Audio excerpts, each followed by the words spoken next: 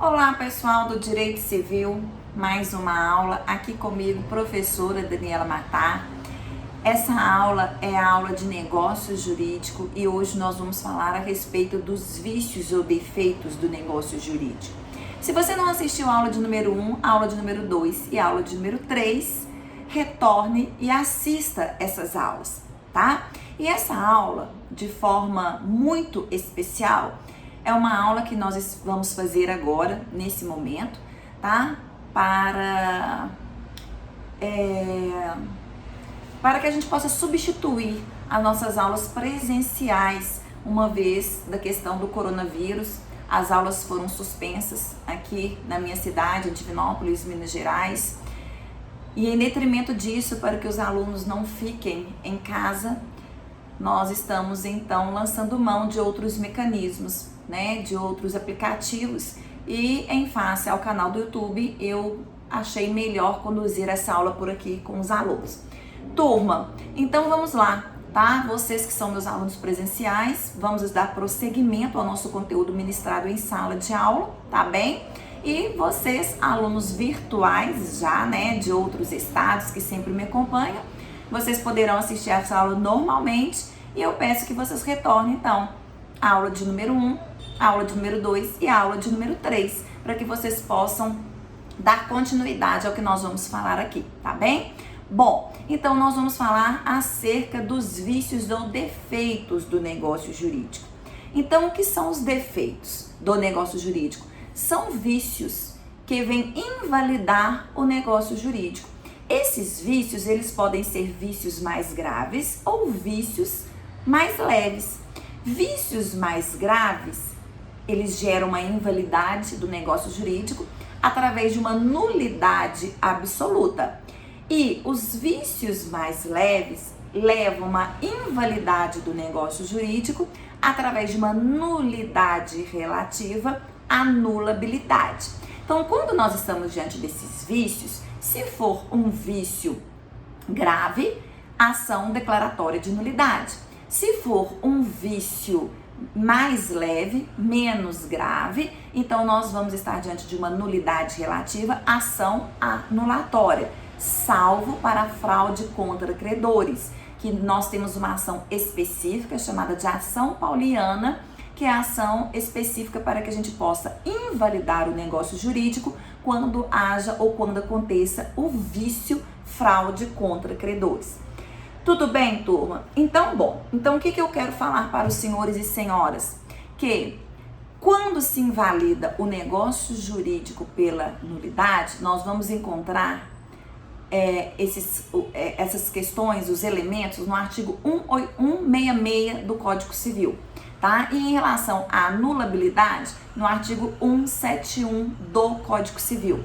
Então, bem, se a gente fizer a leitura do artigo 166 do Código Civil, o que provoca, tá, a nulidade absoluta, ou seja, o ato ser nulo? Todas as vezes que o negócio jurídico for realizado por um absolutamente incapaz, sem a devida representação, e todas as vezes que contrariar o artigo 104 do Código Civil. Lembrando as aulas passadas, nós percebemos que quais são os requisitos de validade do negócio jurídico? Encontra-se no artigo 104 do Código Civil.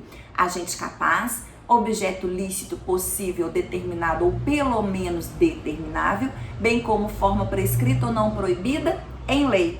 Então, todas as vezes que nós não observarmos os requisitos de validade, vai gerar a invalidade do negócio jurídico. É uma invalidade grave, é um vício, é um defeito grave, e o ato, então, portanto, será nulo, bem como também se realizado por um absolutamente incapaz. Tudo bem, turma?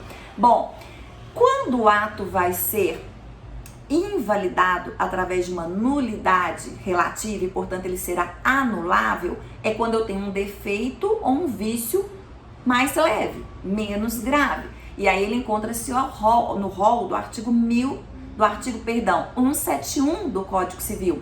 É quando esse ato será feito por um relativamente incapaz sem a devida assistência, bem como quando estivermos diante de vícios de consentimento e vícios sociais, Contudo, eu tenho 2 vícios sociais. Apenas um dele, a fraude contra os credores, é que gera nulidade relativa e, portanto, o ato será anulável. Mais uma vez, então, artigo 166, tá? Mais a desobediência do artigo 104 gera o ato nulo. Infração ou realização daqueles atos que estão no 171, mas realizado por um relativamente incapaz, gera a invalidade do negócio jurídico através da anulação. Então percebam que o nosso capítulo de hoje são os vícios ou defeitos do negócio jurídico. Então vamos lá. Quais são esses vícios, Dani? Quais são esses defeitos? Vícios de consentimento, que todos eles encontram-se no rol dos artigos do Código Civil, e vícios sociais, que também encontra-se no Código Civil. A diferença entre vícios de consentimento e vícios sociais, quem faz essa diferenciação é a doutrina. É uma diferenciação doutrinária. Os vícios de consentimento, a declaração de vontade, a manifestação de vontade é de boa fé, é com boa fé. Eu não quero fazer com que não haja, que haja prejuízo para terceiro. Contudo, eu não observei os atos que estão no artigo 166 ou aqueles que estão no artigo 104. Então, eu realizo um ato sem agente, sendo ele incapaz. Eu realizo, então, e não observar a forma prescrita ou permitida e definida em lei. Então, veja, a vontade declarada e a vontade real, ela é certa, ela é de boa fé, eu não quero prejudicar ninguém, só que os requisitos de validade não foram observados. Então, isso, portanto, gera uma invalidade do negócio jurídico e o ato jurídico será nulo. E os vícios sociais, não. A vontade real é uma e a vontade declarada é outra. É no sentido de prejudicar terceiros. Essa é a diferença entre um vício de consentimento e um vício social, tá? Então, o vício social é um defeito, então, que ele vai gerar também uma anulabilidade do ato ou uma nulidade do ato, a depender do ato que nós vamos fazer. Então vamos lá, turma. Quais são os vícios de consentimentos que nós temos? Erro, dolo, coação, lesão e estado de perigo. 5 vícios de consentimento trazidos pela doutrina, tá? Todos eles, então, anuláveis. Artigo 171 e 178 do Código Civil. Prazo, então, decadencial de 4 anos. 4 anos a contar de onde, Dani? Do fato, exceto em 2 situações. Em relação ao relativamente incapaz, 4 anos a contar da cessação da incapacidade. E em relação à coação, 4 anos a contar da cessação da coação. Em relação ao demais, 4 anos a contar da realização do fato. Então, vícios de consentimento. Erro, artigo 138 a 144 do Código Civil. Dolo, 145 a 150 do Código Civil. Coação, 151 a 155 do Código Civil. Estado de perigo, 156. Lesão, 157. Esses os vícios de consentimento. Vícios sociais, 158 a 165 do Código Civil, sendo um vício social, fraude contra credores, que gera também anulabilidade, prazo decadencial de 4 anos. E eu tenho também a simulação, artigo 168 do Código Civil. E apesar, turma, prestem atenção, da simulação ser considerada pelos doutrinadores como um vício social, ela é diferente das outras categorias. Ela não gera a anulabilidade. Não é um defeito mais leve ou menos grave, mas sim um defeito grave. Então, portanto, dentre todos os vícios de consentimento e vícios sociais, a simulação é a única que gera o ato nulo. Tudo bem, turma? Então, vícios de consentimento, bem como vícios sociais, exceto a simulação, gera anulabilidade.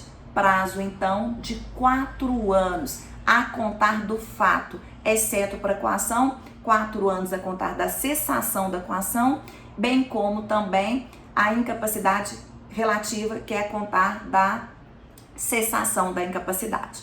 Tudo bem? Bom, então vamos dar continuidade. Então vamos falar do primeiro vício de consentimento, erro, artigo 138 do Código Civil a 144.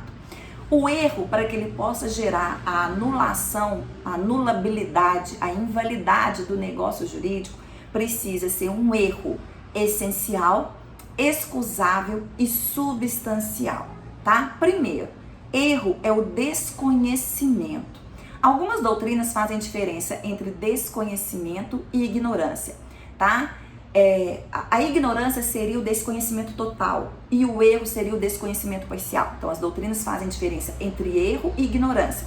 Ignorância, desconhecimento total, e erro, desconhecimento parcial acerca da coisa, do objeto ou da coisa ou da pessoa, tá? Mas aqui nós não vamos fazer essa diferenciação. Erro é o desconhecimento, seja ele parcial ou total, em relação a um determinado objeto, coisa ou pessoa. Para que esse erro possa gerar a anulação, a invalidade do negócio jurídico no prazo de 4 anos a contar do erro, de acordo com os artigos 171 e 178 do Código Civil, esse erro precisa ser, então, portanto, essencial, excusável e substancial. Ou seja, o que é um erro essencial? Ele é tão sério que se eu não fizesse aquela conduta, eu não teria o erro. Eu teria que fazer aquela conduta para eu chegar em erro. Excusável, o que significa isso? É alguém que tivesse da melhor forma de atenção possível, mesmo que a pessoa tenha toda a atenção ordinária, toda a atenção que se deve ter, ela cairia em erro, ela cometeria o erro, tá? E o erro substancial é aquele em relação, então, a pessoas, coisas e objetos. Então, o erro, ele precisa ser essencial, substancial e excusável. Por quê? Porque o erro acidental, aquele acidental com elementos secundários, ele não acarreta nenhum efeito no mundo jurídico, tá? Ele não gera anulação, então tomem cuidado com isso. Então, vou dar um exemplo para vocês. Eu, professora Daniela, há muito tempo trabalhando, eu estou doida para comprar um anel de rubi. Eu sei que o anel de rubi, uma joia preciosa, em ouro também, é uma pedra vermelha, tá? Eu ganhei o meu salário, eu recebi o meu salário, e eu estou andando, então, em uma rua movimentada, quando eu vejo a placa joalheria. Joalheria, por mais que eu tenha toda a atenção possível, eu acredito e parto do meu pressuposto, erro, desconhecimento meu, que ali somente venderia o quê? Joias. Então eu adentro e peço para a funcionária, olha, eu gostaria de ver aqueles anéis ali que estão no mostruário. Então ela me traz todos os anéis com pedras vermelhas e me dá os preços. Preços menores, preços intermediários e preços maiores. Eu, com o meu pouco dinheiro que eu tenho, eu compro aquele dentro do meu orçamento que tem um valor menor. Quando eu chego em casa, então, eu mostro para o meu marido, e ele, que coleciona pedras preciosas, ele me diz, Daniela, isso aqui não é um rubi. Isso aqui é uma outra pedra, é uma imitação, é uma semijoia, mas não é uma joia. Ou seja, o erro foi meu, a percepção falsa foi minha, o desconhecimento foi meu. Então esse erro, a contar do dia, então, do fato do erro da compra, ele poderá ser anulado no prazo de quê? 4 anos. Tudo bem, turma? Esse é o erro, tá? Bom, vamos pro dolo. Todo mundo, todas as pessoas, dolo é agir de forma ardilosa. Dolo é agir de forma maliciosa para prejudicar um terceiro. Geralmente o dolo absolve o erro. Por quê? Porque a pessoa que age em dolo, ela geralmente coloca uma pessoa em erro, tá? Então vamos no mesmo exemplo. Aí, por exemplo, eu tenho dolos bônus e eu tenho dolos malos. O dolos malos, que é realmente a intenção de enganar maliciosamente terceiro, esse será anulado. O dolos bônus, ele somente acarreta perdas e danos, então tomem cuidado. Enquanto o erro acidental em nada produz efeitos jurídicos pra gente no mundo jurídico, o dolos bônus, ele acarreta perdas e danos. O erro essencial, substancial e excusável gera anulação. E o dolo que gera anulação é o dolo, então, malus, tá? O que seria, então, o dolo malus? Aquele que se faz com a intenção maliciosa, ardilosa, de realmente prejudicar terceiros. Então, vejamos. Bom, aqui Aquele exemplo que eu utilizei em relação ao erro. Eu, professora Daniela, estou andando no centro da minha cidade, quando eu vejo a placa joalheria, eu adentro, tá? Mas aí ao adentrar, eu falo para a vendedora, eu quero comprar uma joia de rubi. Quando ela me apresenta as joias de rubis, todas essas joias estão muito caras. E dentre essas joias havia uma misturada que era uma semi-joia ou era uma bijuteria, tá? Mas que eu não soube identificar. Por mais que eu tenha atenção, eu não sou uma expert, então eu não tenho como avaliar aquela pedra. E eu escolho aquela justamente porque tem um valor menor e que cabe dentro do meu orçamento.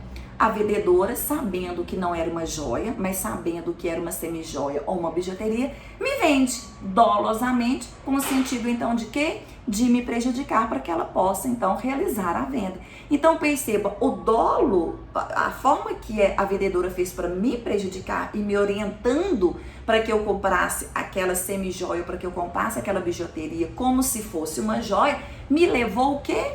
A erro. Então percebam, esse é o dolus malus, que gera a invalidade e, portanto, anulação do negócio jurídico. Tudo bem, turma? Bom, eu tenho a coação. A coação, então, é uma pressão psicológica ou uma ameaça à pessoa ou a pessoas de sua família, tá? Bom, essa coação também a gente tem que prestar atenção, porque o temor referencial, bem como o exercício regular de um direito, não é coação. Então, o temor reverencial é uma obrigação de forma hierárquica. Então, eu estar cumprindo ordens de um superior hierárquico meu, isso é temor reverencial, isso não é coação, tá? E da mesma forma que o exercício regular de um direito também não é uma coação. Então, por exemplo, eu cobrar uma dívida já vencida, isso não é coação, porque eu estou dentro do exercício regular de um direito meu. Então, a coação é uma pressão psicológica. Perdão, pessoal, perdão porque eu bati o pé. É uma coação psicológica, uma pressão psicológica, tá? Que se faz em relação a uma pessoa e também em relação à sua própria família. Tudo bem? Que gera nulidade e o juiz vai ficar adstrito isso, a verificar toda essa situação. Ressalto que há duas espécies de coação, a coação física e a coação moral. Aqui nós estamos falando da coação moral, tá? A coação física, ela leva à inexistência do ato e ela passa a ser imprescritível.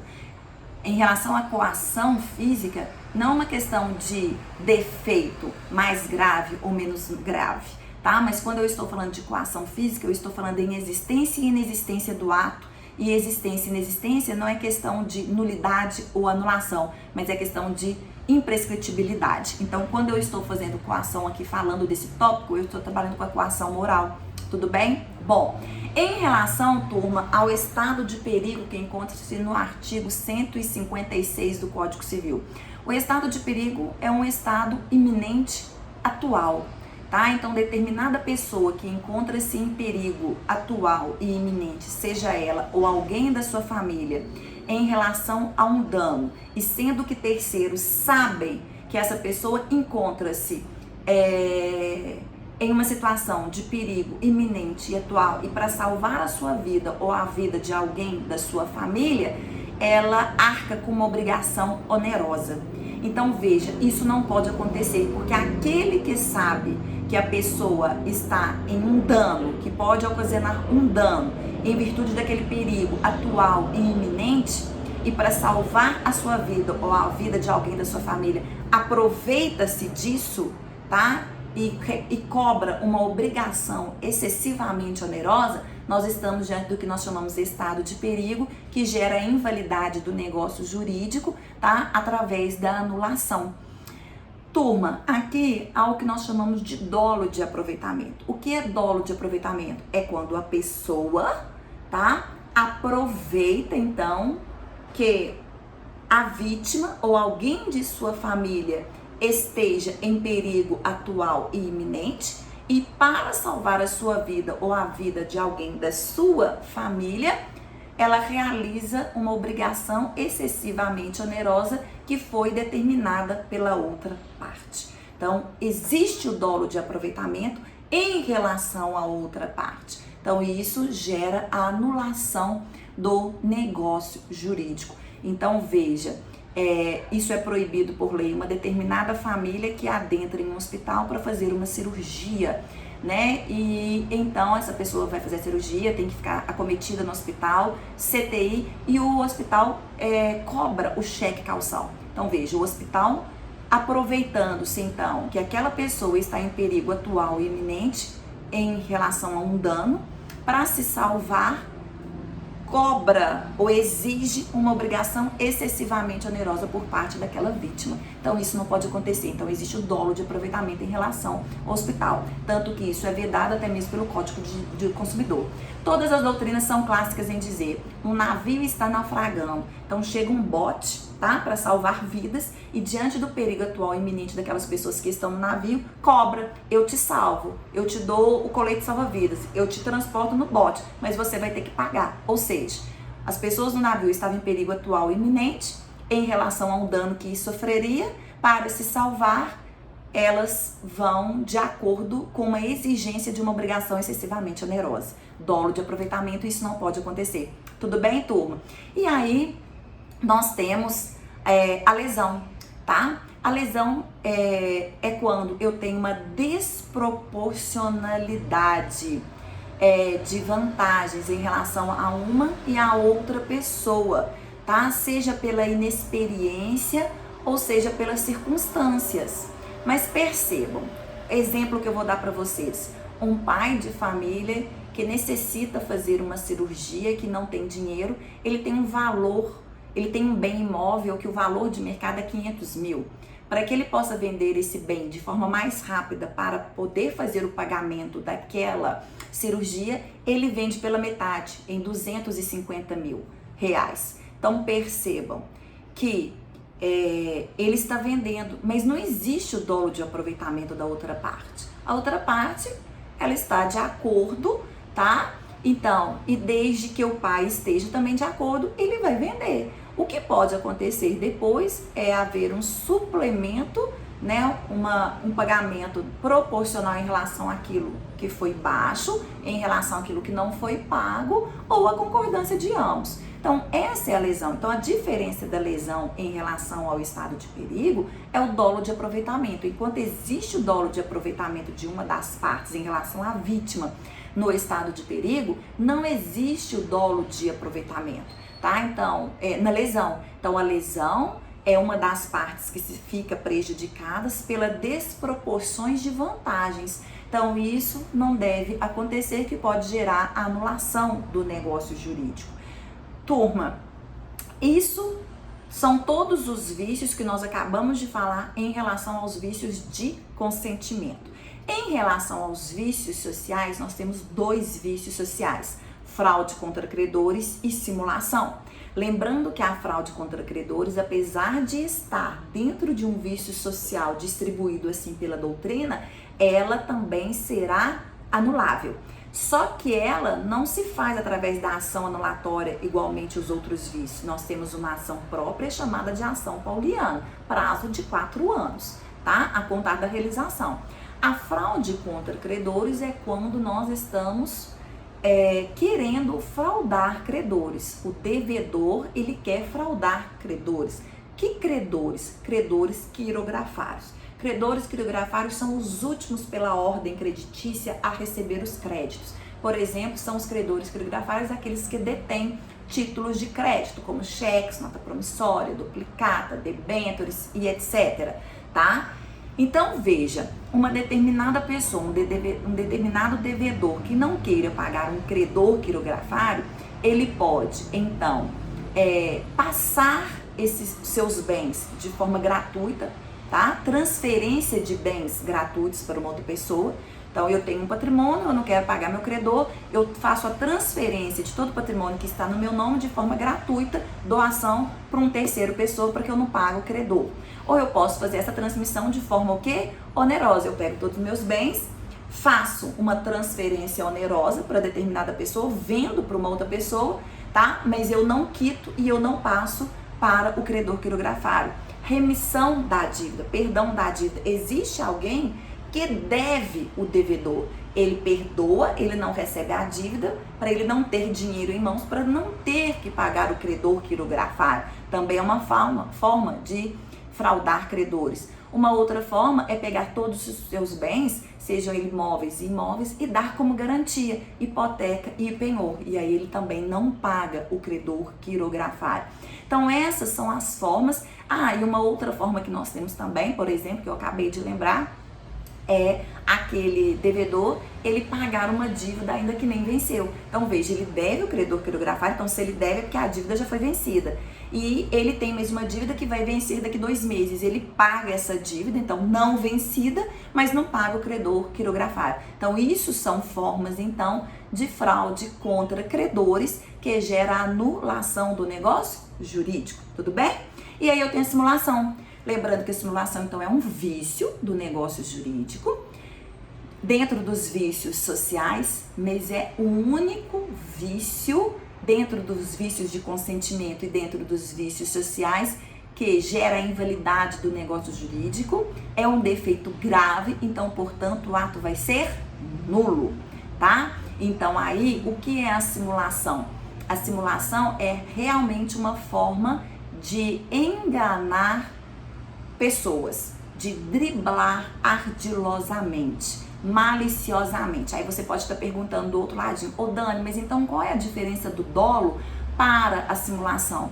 É que no dolo a pessoa age sozinha. Veja no exemplo que eu dei, a pessoa, a vendedora da loja, agiu sozinha, me levando em erro, tá? Para que eu pudesse comprar uma semi-joia ou uma semi-joia pensando que fosse uma joia. E quando eu estou diante da simulação, existe o conluio, tá? Então, 2 pessoas que estão juntas para que possam prejudicar terceiros.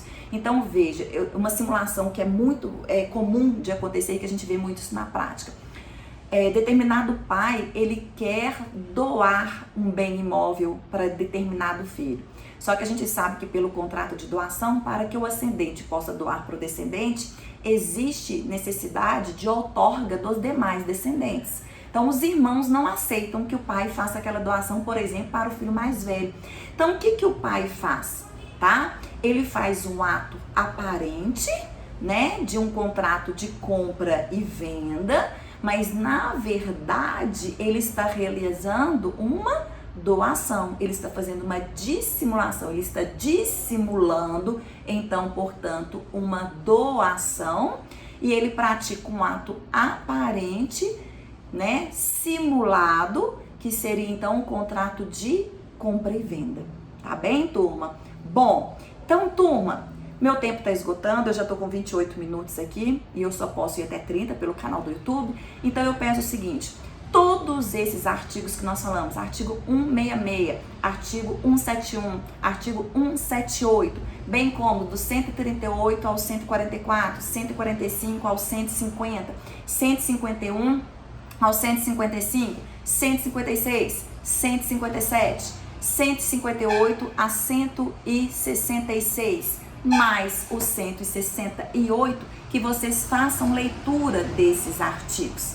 Tá bem? Esse vídeo, então, ele equivale à nossa aula da semana, que seria a nossa aula do dia 16 e do dia 17 de março de 2020, tá? Voltamos na aula da semana que vem, falando outros aspectos a respeito do negócio jurídico.